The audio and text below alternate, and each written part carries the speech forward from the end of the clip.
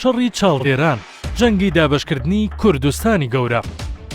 پندێکی کوردی هەیە دەڵێت بە باو بە باران هەر لە بەفر کەم دەکات. ئەم پەندە کوردیە بۆ ئەو جەنگە ڕاستە چونکە تەواوی شەڕەکە بە خاک و خوێنی کوردەوە کراو، کورد باجەکەیدا و تا ئەم ڕۆژ درێژەی هەیە.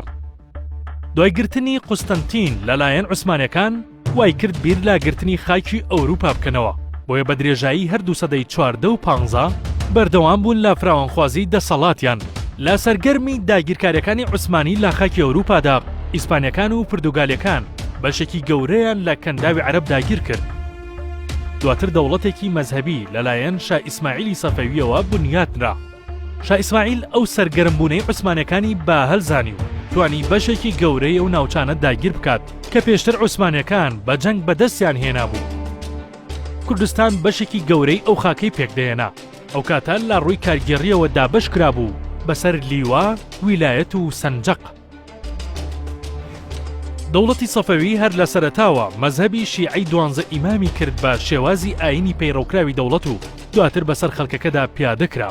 ساڵی 1512 سوڵتان سەلیم یاوز دەبێت بە خەلیفەی عوسمانیەکان باگرتنە دەستی دەسەڵات لەلایەن سوڵتانی نوێ گۆڕانکاری لە داگیرکاری ڕوویدا، چونکە سوڵتان سەلیم زانی چیتر لە خاکی ئەوروپادا ناتوانێت پێشڕەوی بکات. بایدایەوە بەلای ڕۆژەڵات و لا بیری گرتنی ناوچەی زیاتردا بوو لەلایەکی تر ویستی ئەو ناوچانە بگرێتەوە کە سەفەویەکان دەستیان بەسەرداگرت بوو.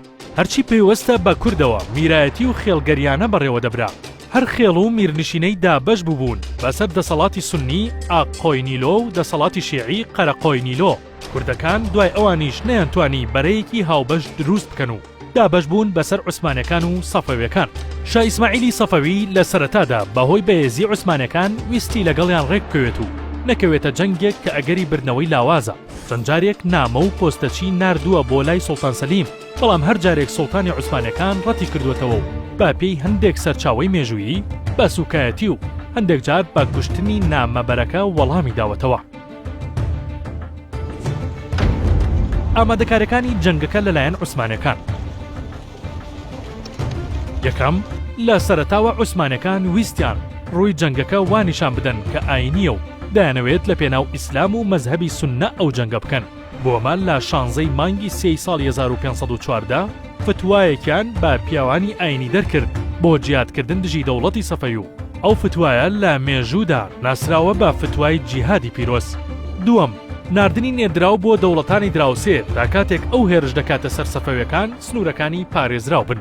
سێەم، سوڵتان سەلیم لە ڕێگەی کوردێک کە ڕاوێژکاری خۆی بوو بە ناوی مەلا ئیدریسی بەدریسی توانی بە ناوی جیهاد لەلایەک و لەلایەکی تر بە ڕێککەوتنێکی ڕۆتینی زیاتر لە 16 میر بێنێتە ناو هاوپەیمانێتیەکەی و خاڵی دیاری ڕێککەوتنەکە پەیوەست بوو بەمانەوەی دەسەڵاتی خێڵ و میرەکان و دانانی کوڕەکانیان لە شوێنی خۆیان.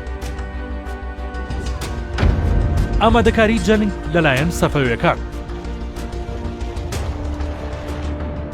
یەکەم، بە هەمان ڕێگەی عوسمانیەکان شا ئیسماعیل ویستی لە ڕێگەی ئاینەوە سۆزی شیعەکان ڕابکێشێت و وا بکات کە جەنگەکە مۆرکێکی ئاینیانەی هەبێت، بە تایبەت کە مەزهەبی پەیڕەوکراوی سەفەویەکان شیعە بوو.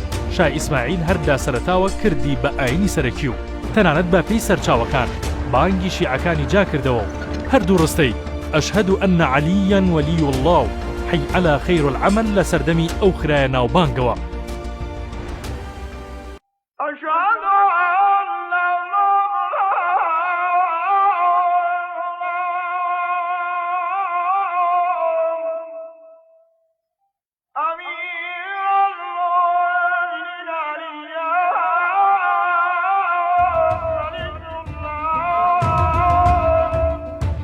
دووەم، ڕاکێشانی بەشێک لە میرە کوردەکان بەلای دەسەڵاتی خۆیدا. سێەم، ڕێکەوتنی نهێنی لەگەڵ پورتوگالی و ئیسپانیەکان لا دژی عوسمانیەکان. چوارەم، هاندانی شیعەکانی ئەنادۆڵ لا دژی عوسمانیەکان بە تایبەت قزڵباشەکان. چۆنەتی و شوێنی ڕوبەڕووبوونەوەکە. سوپای عوسمانیەکان لە ئەنادۆڵەوە با سەرکردایەتی سوڵتان سەلیم یاوز و بە لەشکرێکی زیاتر لە 140,000 کەسیەوە بەڕێکەوتن لە ڕۆژی 22 ئابی ساڵی 1514 لە پێدەشتی چاڵدێران لە باکووری خۆر ئاوای ورمیە و باکووری ڕۆژەڵاتی دەریاچەیوان بە یەک گەیشتن. لەشکری سەفەویەکان کە ژمارەیان با پێی هەندێک سەرچاوە 40,000 کەس بوو با سەرکردایەتی شا ئیسماعیلی سەفەوی ڕوبەڕوویان بوونەوە. کوردەکان کە پێک هاتبوون لە خێڵ و میرنشینەکان لە لای چەپی سوڵتانەوە شەڕیان دەکرد. ئەنجامی شەڕەکە بەهۆی زۆری ژماری سەرباز و چەکی تۆپی ئاگرین لەو کاتەدا لە بەرژەوەندی عوسمانیەکان کۆتایی هاتوو. سوڵتان سەلیم بەوەندە نەوەستا تا پایتەختی دەسەڵاتەکەی شا ئیسماعیلی داگیر کرد لە تەبرێز، بەڵام زوو کشایەوە و بە تەواوی دەسەڵاتەکەی نەڕوخان. باپەی سەرچاوە مێژوویەکان لەو شەڕەدا خێزانی شا ئیسماعیل بە دیلی دەکەوێتە دەستی سوڵتان و وەک غەنیمەی جەنگ دەیبەخشێ بە کەسێکی نزیکی خۆی و دوای جەنگەکە تاکە داواکاری شا ئیسماعیل ئازادکردنی هاوسەرەکەی بوو.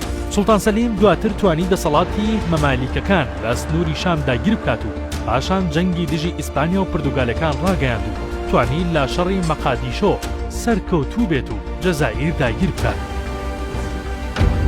لێکەوتەکانی جەنگی چاڵدێران لەسەر کورد.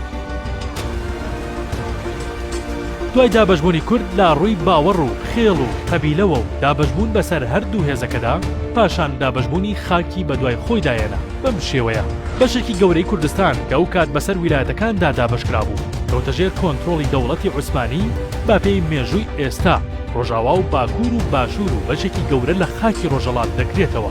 بەشەکەی تری لە ژێر دەسەڵاتی سەفەویەکاندا مایەوە. شارزایانی مێژووی کورد باس لەوە دەکەن کە کورد لە کۆنەوە تا ئێستا نەیتوانیوە خاوەن بەرەیەکی یەکگرتوو بێت و بەردەوام هەوڵی داوە ببێتە بەرەیەک لە پاڵ هێزێکی تردا و نمونەی شەڕی میرنشینەکان لە ناو خۆیاندا بە نمونە دەهێننەوە. لە ئێستادا هەردوو دەوڵەتی تورکیا و ئێران میراثگری عوسمانیەکان و سەفەویەکانن و بە هەمان شێوازی کۆن کوردیان بەسەردا دابەش بووە و کورد وەک پارادایمی چاڵدێران ماوەتەوە.